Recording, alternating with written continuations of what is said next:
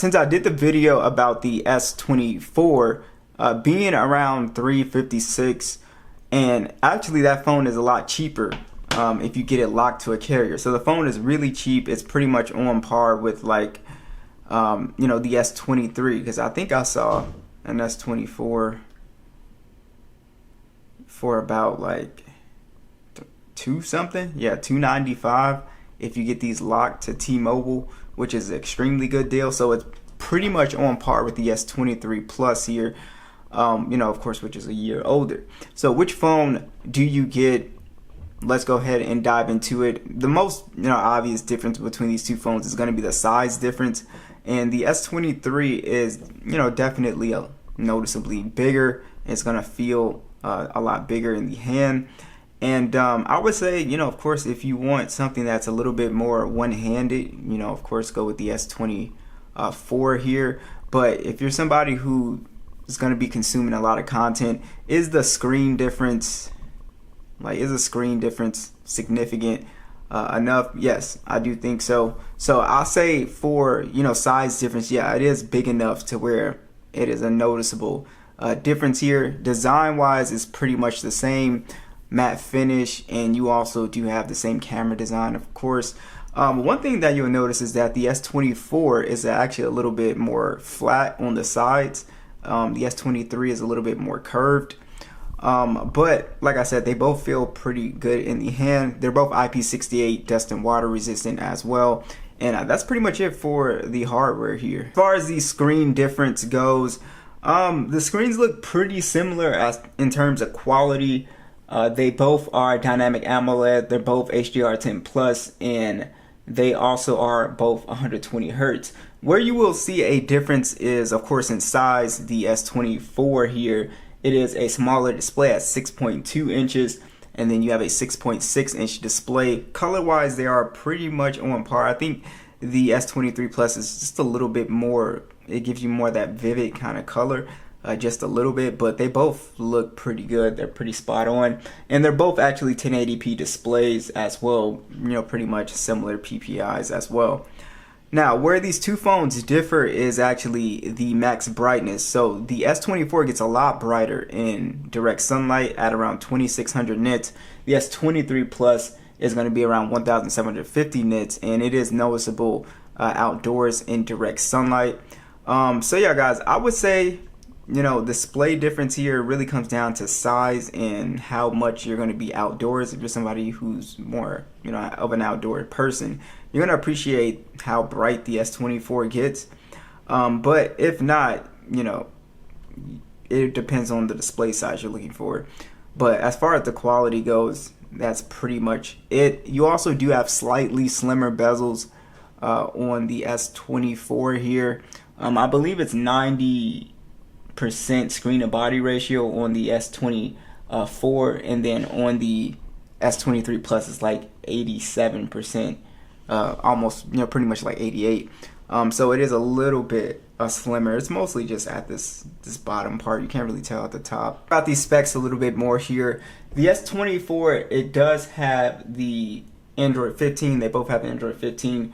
You also have the Snapdragon 8 Gen 3 on the S24. You have the Snapdragon 8 Gen 2 on the S23 here. You can see there's a slight difference here in the single core, but a bigger difference here in the multi-core score.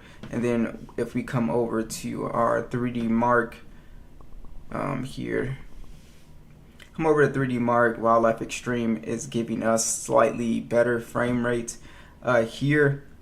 But yeah, the overall performance is going to be definitely a little bit better. It's a little bit more stable, and I think it's a little bit cooler as well. But to me, the difference in real life is just not significant. I'm talking about for people who play a lot of games, run a lot of applications. I don't think the difference is significant here in gaming, and just general performance is really not there in my opinion, because they feel pretty much on par. The S24 will get into like applications a little bit quicker, but like right there, it's not really that noticeable. And like I said, the speed and animation difference is really pretty much the same. So, you know, maybe down the line, maybe, but right now there's really no significant difference here that I can, point out to you guys. So yeah, so if you're more of a power user and you were just wondering if you're going to get more power out of the S24, it's not really the case. Maybe if you download some more intense emulators and stuff like that, maybe. But like for what most people are going to do on their phone, I just don't see the significant difference here. So there's a actual difference that you need to know. You do have a 4-year pledge on the S23, and then you have a 7-year pledge on the S24. That is actually a pretty big deal for people who are going to keep their phones for a significant amount of time. So just keep that in mind. As far as right now, software difference is pretty much the same as far as features go with Galaxy AI.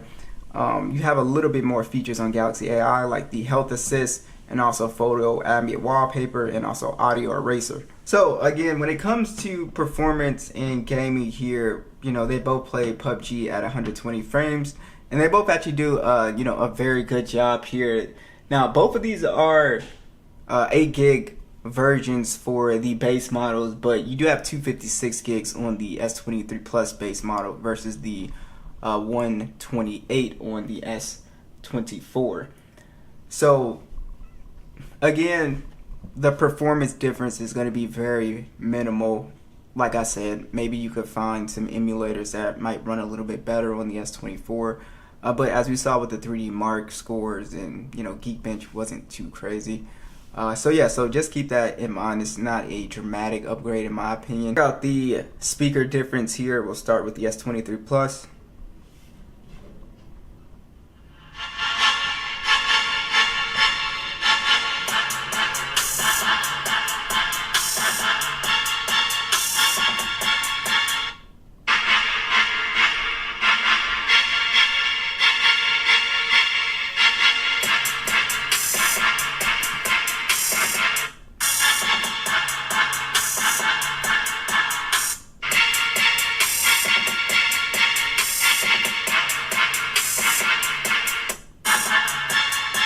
Yeah, there's not a significant difference between the speakers. They actually sound very much similar.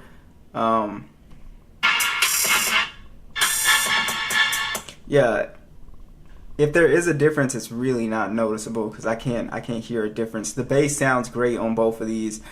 They both have a nice, clean, clear sound to them. So I don't think there's a significant difference here that anyone would really notice. And the same thing goes for the fingerprint scanner. It is largely been unchanged for a long time. It's the ultrasonic, it's very fast. You can use face unlock on both of these as well. So the cameras, it was something that I was pretty interested in myself. So I'm curious to see what you guys think. But they pretty much have the same camera setup. They both have a 50 megapixel standard.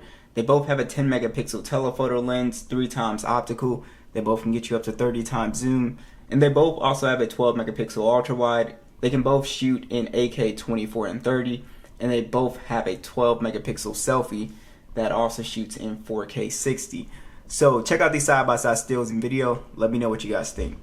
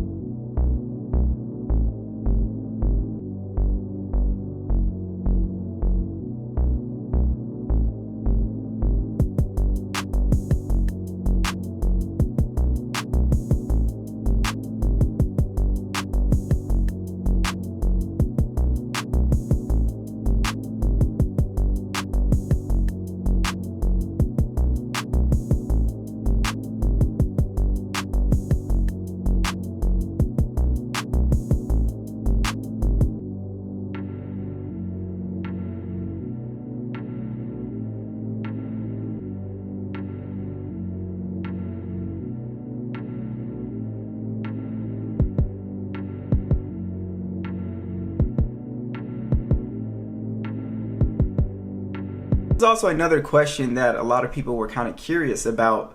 I don't think the battery life is significantly better on the S24. They, to me, feel exactly the same. So even though you have a bigger battery on the S23 Plus, it does have a 4700 milliamp versus the 4000 milliamp.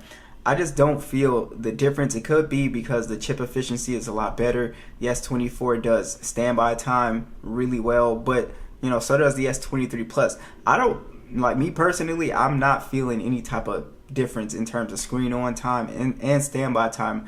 Pretty much feels the same. Now, where I will say is a difference that I kind of noticed, the S24 charges at 25 watts versus 45 watts, and it's kind of noticeable, especially when you're trying to go somewhere, when you gotta, you know, rush out, plug your phone up. It does charge kind of on the slower side. You also have 15-watt wireless charging, reverse wireless charging on both. But yeah, I think people think the screen on time is going to be worse on the S24 because the battery is smaller, but that's actually not the case.